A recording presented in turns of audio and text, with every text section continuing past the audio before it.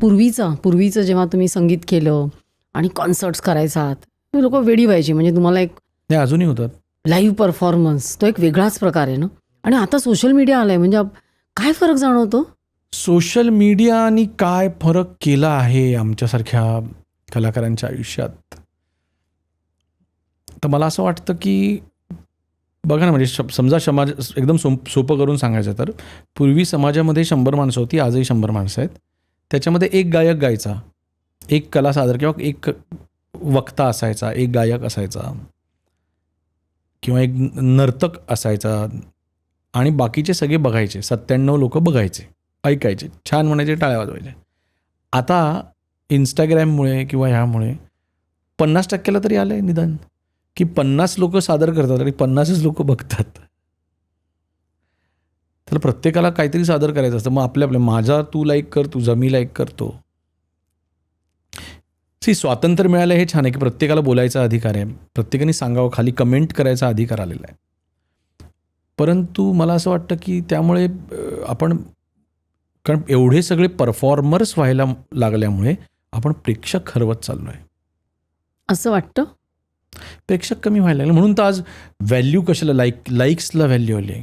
का व्हॅल्यू? म्हणजे तुझं ज्यावेळेला आपण म्हणतो की तुमचा पॉडकास्ट किती लोकांनी बघितला, 5 लाख लोकांनी बघितला, म्हणजे तो जास्त चांगला आहे. म्हणजे काय, तर तुम्हाला 5 लाख प्रेक्षक मिळाले. मग प्रेक्षकांची एवढी वानवा काय? सडनली असं का महत्त्व आलं आहे की प्रेक्षकांना? आणि प्रेक्षक हे वेगळे. आणि वरती आपण म्हणतो की कमेंट्स किती आल्या, चांगल्या का वाईट याला महत्त्व नाही आहे, कमेंट्स किती आल्या. हो, देन इट्स लेजिट, राईट? की 1 लाख व्ह्यूज, खाली कमेंट्स 10, ओ नो, बूस्टेड. तर तसं जे आलं ह्या सगळ्यामध्ये काय होतं की आपल्याला सुद्धा असं वाटतं की काहीतरी आवडलं तर लाईक करायलाच पाहिजे. ते यूट्यूबनेच शिकवलं आहे, आवडलं तर लाईक करा. का नाही लाईक केलं तरी आवडलं तर चालत नाही.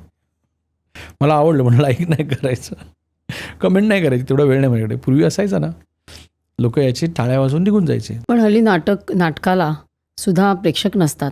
सिनेमा तर मी ऐकते अक्षरशः पैसे देऊन असं खोटी जाहिरात केली जाते, हा सिनेमा हाऊसफुल झाला वगैरे. म्हणजे लोक येतच नाहीत OTTमुळे सुद्धा. कारण तेच आहे ना की इतका भडीमार झाला आहे. तुम्हाला काय लागतं, तुम्हाला आपण एंटरटेन करतो लोकांना, आम्ही एंटरटेनर्स आहोत, गाणं म्हणतो, परफॉर्म करतो. तर पूर्वी ती एंटरटेनमेंट कमी असायची ना. दूरदर्शन असायचं त्यावेळेला फक्त दुपारी संध्याकाळी 2च तास असायचं, व्हॅल्यू होती. मग अवधूत गुप्ते किंवा अजून त्याआधी श्रीधर फडके आमच्याकडे कार्यक्रम करायला येणार आहेत. तर 10-15 दिवसापासून आधीपासून लोक वाट बघायची ते येणार आहेत, ती वेळ ठेवायचे. आणि मग त्या दिवशी लवकर लवकर जेवण करून आमच्या कॉलनीमधल्या बायका मुलांबरोबर छान छान कपडे घालून, स्वेटर घालून श्रीधर फडकेंच्या गाणं ऐकायला जायचे. कारण नाहीतर परत मिळणार नव्हतं गाणं ऐकायला, लाईव्ह कुठे मिळणार आहे. अगदी बरोबर आहे. मला आठवते पार्ल्याला दीनानाथला नाटकाला अक्षरशः बायका गजरे घालून, दागिने घालून यायच्या. म्हणजे ते एक इव्हेंट होतं. आता घरी बसून आपण TV वर बघतो सगळं. एवढं पण नाही, घरी बसून कशाला, रेल्वेतनं जाताना तुम्ही फोनवरती ओपन करता इंस्टाग्राम आणि ते पण पटापट, हे नाही आवडलं पुढे ढकलून टाक, हे जरा आवडलं, प्रत्येकाच्या आवडीनुसार.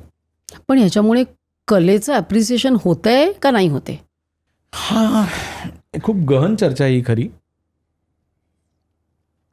पण मला असं काय वाटतं की मी एवढा निराशावादी नाही या बाबतीत, पण एका ट्रान्झिशनमधनं आपण चाललो आहे आणि हे transition will take little time, more time, and that time is not good.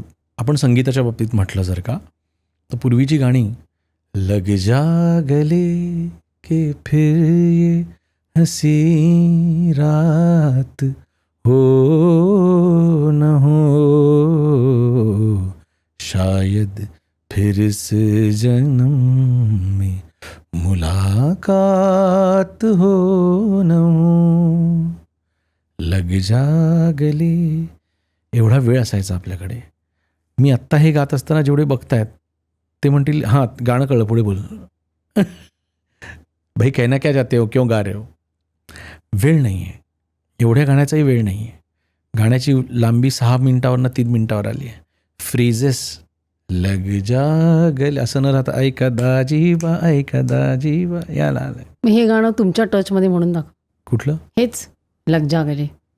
आता मी माझ्याच टचनी म्हटलो. नाही तुमचं मॉडर्न पॉप टचनी कसं म्हणणार, काहीतरी यू कॅन डू इट. लग जा गले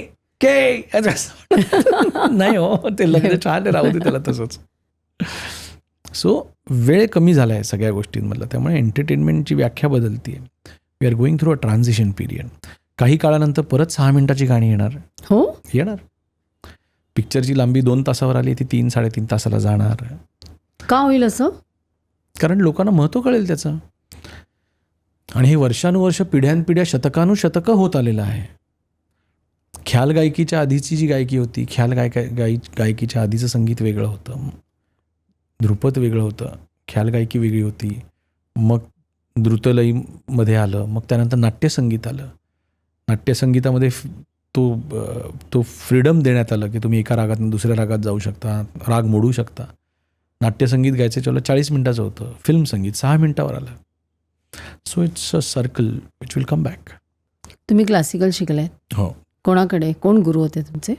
पंडित जयंत दातार म्हणून पार्ल्याचे होते, त्यांच्याकडे मी शिकलो आणि त्यानंतर शिवानंद पाटलांकडे शिकलो. मग तुम्ही क्लासिकलचा जो टच, म्हणजे क्लासिकल शिकल्यानंतर तुम्ही direct you became like a rock star, a pop singer, हे ट्रान्झिशन आपोआप झालं का? म्हणजे कसं काय झालं हे? एखादं क्लासिकल म्हटलंय का आधी? नाही, असं आहे, क्लासिकल हिंदुस्थानी किंवा कुठलंही क्लासिकल आत्ताच्या तारखेला प्रत्येकाला शिकायलाच हवं, जेणेकरून इट इज लाईक ट्रेनिंग जे आपण करतो ना. तुम्ही तर एवढं तुम्हाला माहितीच आहे सगळं, तुम्ही ब्युटीमधल्या बेस्ट आहात आणि वजन कमी करण्यामधल्या बेस्ट आहात. तर ट्रेनिंग जे वर्कआउट करतो त्याच्यामध्ये तुम्ही कसं वर्कआउट करायचं ह्याचं जे ट्रेनिंग आहे ते क्लासिकलमधनं मिळतं आवाजासाठी. तुमचा एकदा आवाज आणि सूर, ताल पक्का झाला की तुमच्याकडे शस्त्र तयार होतात किंवा तुमच्याकडे कुंचले तयार होतात. मग त्याच्याने तुम्ही चित्र कोणतं काढताय हे महत्त्वाचं नाही. So I am ready after. माझा दररोजचा आजही रियाज असतो. अच्छा, रियाज करता? ऑफकोर्स 1 तासाचा रियाज असतो. रोज 1 तास? रोज 1 तास क्लासिकल? हो. सध्या कोण गुरु आहेत मग तुमचे? नाही, सध्या कोणाकडे जात नाही, माझं मीच करतो. गेली अनेक वर्ष. शिकायला कोणाकडे जायला सध्या तेवढं तपस्येला वेळ नाही. ही क्लिप शेवटपर्यंत बघितल्याबद्दल खूप खूप धन्यवाद. संपूर्ण एपिसोड बघण्यासाठी खाली दिलेल्या लिंकवर क्लिक करा आणि सर्व काही चॅनलला सबस्क्राईब करायला विसरू नका.